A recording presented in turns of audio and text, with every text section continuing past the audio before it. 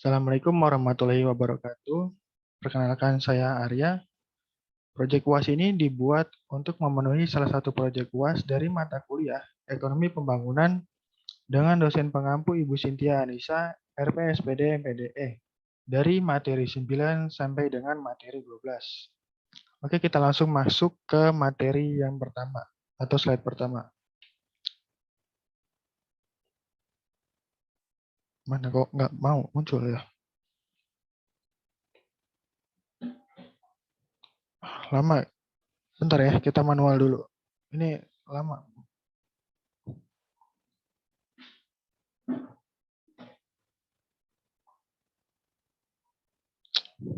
Nah, rintangan pembangunan.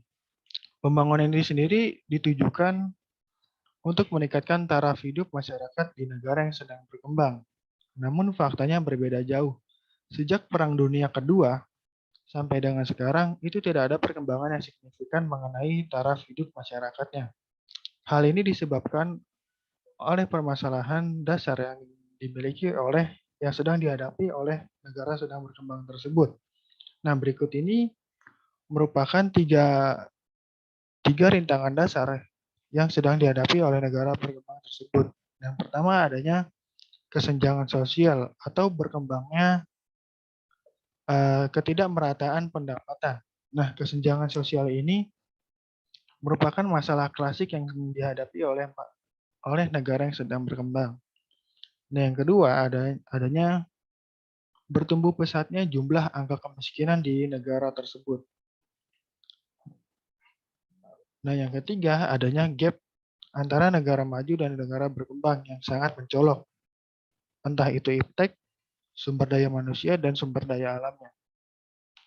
Oke, kita langsung lanjut ke materi yang kedua. Nah, berikut adalah syarat pembangunan ekonomi. Syarat pembangunan ekonomi itu ada tiga. Yang pertama, government and society. Yang kedua adalah kekuatan dari dalam. Yang ketiga adalah akumulasi kapital. Nah, untuk syarat yang pertama, government and society. Pembangunan itu bergantung pada pemerintah dan rakyat. Tanpa adanya mereka atau jika pembangunan itu dilakukan tanpa salah satu dari government atau society, maka pembangunan yang terjadi bukanlah merupakan suatu model pembangunan yang ideal. Nah, sebenarnya hal ini bisa saja terjadi jika saja sistem pemerintahannya bersifat diktator seperti Korea Utara. Nah, syarat pembangunan ekonomi yang kedua adalah kekuatan dari dalam. Kekuatan dari dalam ini penting untuk terjadinya perkembangan atau pembangunan ekonomi di suatu negara tersebut. Sebenarnya sebenarnya ada sih, yaitu kekuatan dari luar atau kekuatan eksternal yang berupa fasilitas. Oke, yang terakhir adanya akumulasi kapital. Akumulasi kapital ini juga merupakan faktor penting untuk terjadinya syarat pembangunan ekonomi.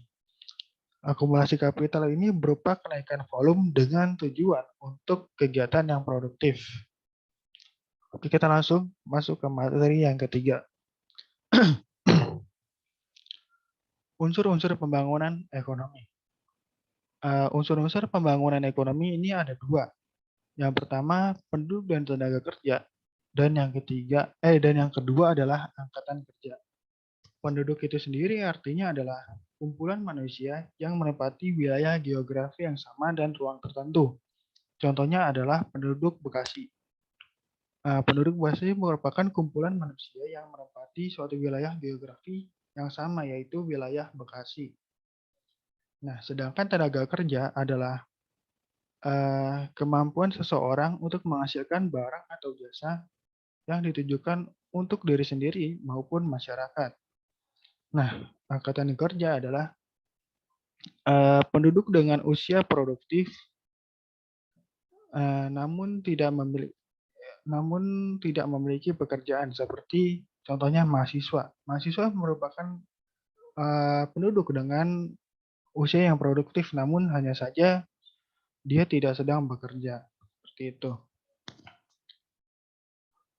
Nah, yang terakhir ada sumber alam, teknologi, dan wira swasta. kita masuk ke definisinya terlebih dahulu dari masing-masing subbab ini, yaitu sumber alam. Pengertian dari definisi atau pengertian dari sumber daya alam adalah semua bahan yang dapat ditemukan oleh manusia dan dalam alam dan bisa dimanfaatkan untuk keberlangsungan hidupnya. Nah, pada dasarnya hal yang terpenting yang berupa benda hidup ataupun benda mati. Nah, di sini peran sumber daya alam cenderung turun bila perekonomian makin berkembang juga. Sehingga dengan naiknya pendapatan, maka hasrat untuk berkonsumsi marginal pada sumber-sumber alam berkurang dan input alat-alat produksi persatuan output untuk sumber alam akan menurun atau setidak-tidaknya tetap. Secara relatif peranan sumber daya memang semakin kecil, tapi secara absolut semakin banyak jumlah dan macam sumber daya alam yang diolah sehingga berubah dari sumber daya alam potensial menjadi sumber daya yang real sifatnya. Nah, sumber-sumber alam ini ada 3 macam. Yang pertama, sumber daya alam yang tidak dapat habis. Contohnya adalah udara, energi matahari, dan air hujan. Nah, sumber daya alam yang kedua yaitu yang dapat diganti atau dapat diperbaiki dan dipelihara. Nah, contohnya adalah air yang ada di tempat. Nah, yang ketiga adalah sumber daya alam yang dapat diperbaiki. Nah, ini mencakup sumber daya mineral. Ruang lingkup sumber daya alam dapat dilihat dari arti persediaan atau stok yang ada pada suatu saat, atau aliran dari barang-barang sumber daya alam atau jasa yang dihasilkan oleh stok sumber daya alam tersebut. Sumber daya alam ada yang dapat diperbarui, contohnya matahari, gelombang laut, tanah pertanian, hutan, perikanan, dan yang lain-lain. Dan yang tidak dapat diperbarui, contohnya biji, mineral, dan lain sebagainya. Tersedianya alam bergantung pada tersedianya teknologi, tingkat biaya, dan kendala sosial. Kita lanjut yang kedua yaitu teknologi. Nah, definisi dari teknologi adalah suatu perubahan dalam berbagai produksi yang nampak dalam teknik produksi yang ada. Perubahan-perubahan teknik untuk pertumbuhan ekonomi yaitu setiap perubahan dalam motif produksi yang telah digunakan dalam produksi atau usaha-usaha lain. Jadi dengan kata lain perubahan teknologi atau technological change termasuk perubahan dalam produksi dalam suatu kegiatan tertentu yang dapat menambah dengan hasil input tertentu. Nah, peran teknologi sendiri ada 5. Peranan ya benar. Penerapan iptek pada perusahaan. Yang kedua, penerapan iptek pada bisnis. Yang ketiga, penerapan iptek pada perbankan. Yang keempat, penerapan iptek pada pendidikan. Dan yang terakhir, penerapan iptek pada kesehatan. Nah, selanjutnya ada wiraswasta. Apa sih wiraswasta itu? What is an entrepreneur?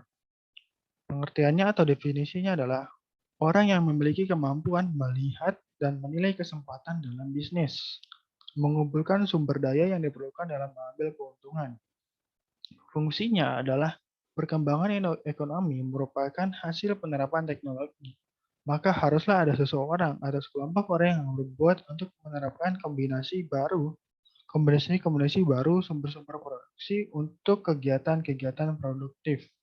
Nah, perbuatan ini menunjukkan suatu inovasi yang disebut entrepreneurial function atau sebagai fungsi wira swasta. Nah, fungsi ini dalam arti luas harus dapat diartikan dalam segala keadaan. Dapat dalam keadaan masyarakat kapitalis, sosialis ataupun pembangunan ekonomi pada umumnya. Sedangkan fungsi wira swasta dalam arti sempit hanya terbatas dalam inovasi. Oke, mungkin itu saja yang dapat saya sampaikan. Kurang lebihnya mohon maaf. Wassalamualaikum warahmatullahi wabarakatuh.